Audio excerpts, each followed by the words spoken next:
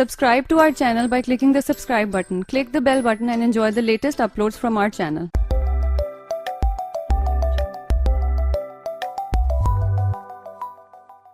प्यास की शिद्दत। अगर प्यास बहुत लग रही हो या पानी ज़्यादा पीकर पेट फूल गया हो, ऐसी सूरत में अनानास का खाना बहुत मुफीद रहेगा। ये प्यास की शिद्दत को कम करता है। दांतों की मजबूती।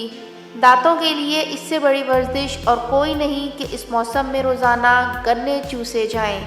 इससे दांत मजबूत और चमकदार हो जाते हैं। गन्ना तेज़ाबियत को ख़त्म करता है और दांतों की मैल को साफ़ करता है। नींद की कमी।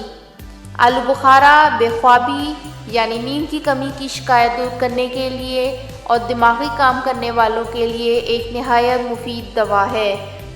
आलूचा या आलू बुखारा के मुस्तकिल इस्तेमाल से शिकायतें दूर हो जाती हैं। शुगर में अफाका।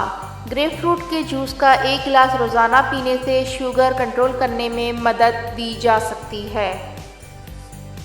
हड्डियों पर गोश्त चढ़ाने की मशीन। अगर वज़न ज़्यादा करना है तो रोज़ाना कम से कम 6 केले खाएं और ऊपर से नीम गर्म दूध पिएं। मिल्क शेक नहीं बनाना। गर्म पानी पीने से हार्ट अटैक और बहुत से ख़तरनाक बीमारियों का 100% इलाज है। पेट के कीड़े।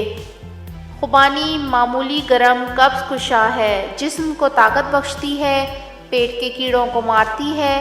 प्यास, बवासीर और बुखार हो जाने की शिकायत में इसका इस्तेमाल अच्छा रहता है। खट्टी नहीं खानी चाहिए वरना अफाड़ा कर लेगी। इसकी मीठी गुठलियों की 8-10 गिरी खा लेना मुफीद है, ज़्यादा नहीं। अगर आप अपने जिगर को बेहतरीन रखना चाहते हैं तो फास्ट फूड से परहेज़ करें।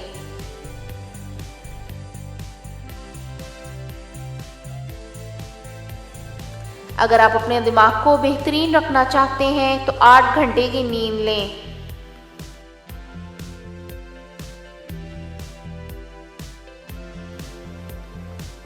अगर आप अपने मैदे को बेहतरीन रखना चाहते हैं तो ठंडी चीज़ों से परहेज़ करें।